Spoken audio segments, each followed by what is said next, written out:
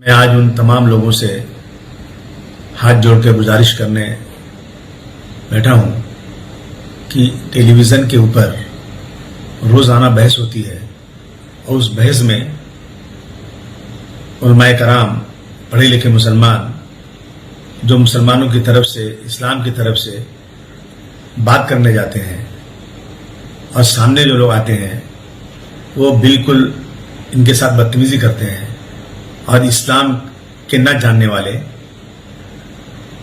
बदतमीज किस्म के लोग, कमीने किस्म के लोग इन लोगों की बड़ी बेइज्जती करते हैं जिसमें शर्म महसूस होती है। क्या जरूरत है जाने की? इनके सामने चिल्ला के फायदा कुछ होने वाला नहीं।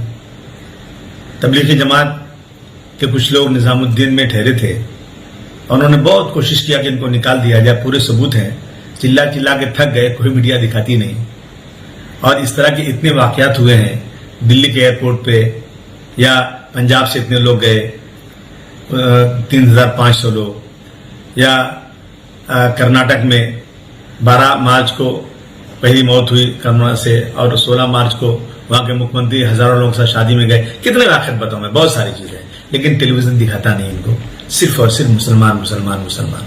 हमारे मुल्क में हिंदू और मुस्लिम की भाईचारगी आज से नहीं, हजारों सालों से है और इस्लाम सिखाता है कि अपने पड़ोसी के साथ मोहब्बत करो, और ये दिखाते हैं कि मुसलमान हिंदुओं के साथ नफरत कर रहा है, मुल्क से बगावत कर रहा है। ऐसी चीजें दिखाते हैं जिसका कोई सरो पैर नहीं है। मुसलमानों को बिल्कुल बदनाम करके इस मुल्क में हिंदुओं के साथ लड़ाने का काम हो रहा है। मुसलमानों को अलग थलग करने की कोशिश मीडिया के जरिए लगातार हो रही है। अब मैं नाम क्या लूं, मुझे शर्म आती है मीडिया वालों का। पढ़े लिखे लोग हैं, कैसी कैसी बातें करते हैं, हम यही कर सकते हैं।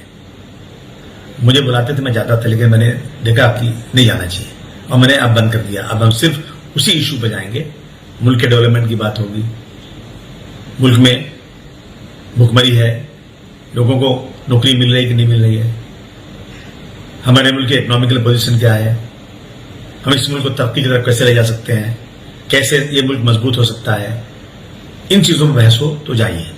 लेकिन अब टेलीविजन पर अगर भूल से चले भी गए और आपने देखा कुछ कमीनी किस्म की औरतें बैठी हैं आकर के जो मुसलमानों को गाली दे रही हैं, इस्लाम को बदनाम कर रही हैं, तबलीगी जमात को बदनाम कर रही हैं, तो उसी वक्त उठ जाइए, चले जाइए वापस। पहली बात, जाइए ही मत, और गलती से चले भी जाइए और इशू ऐसा आ जाए ना तो निकल जाइए। मेरी आपसे हाथ जोड़ के गुजारिश है, ये आपकी बेइज्जती नहीं है, ये पूरी कम्युनिटी की, पूरी इस्लाम की बेइज्जती कर रहे हैं बैठ के लोग और झूठ प्रोपेगेंडा कर रहे हैं। हमारे मुल्क में कानून तो है, लेकिन पता नहीं क्या हो रहा है कि कानून अपना काम ही नहीं कर पा रहा है। मुकदमा दायर होता है, 10 साल 15 साल लगता है, बात खत्म हो जाती है। तो हमारे पास एक ही रास्ता है कि अब हम लोग आज के बाद से ऐसी किसी बहस में कोई मुसलमान, अच्छा मुसलमान कोई जो इस्लाम को मुसलमान की तरफ से, जमीयत की तरफ से, जमात की तरफ से जाता है वो न जाए। प्लीज मत जाइएगा। आपका भाई अबू आसिम आजमी, और मैं भी नहीं जाऊंगा। है हिंद में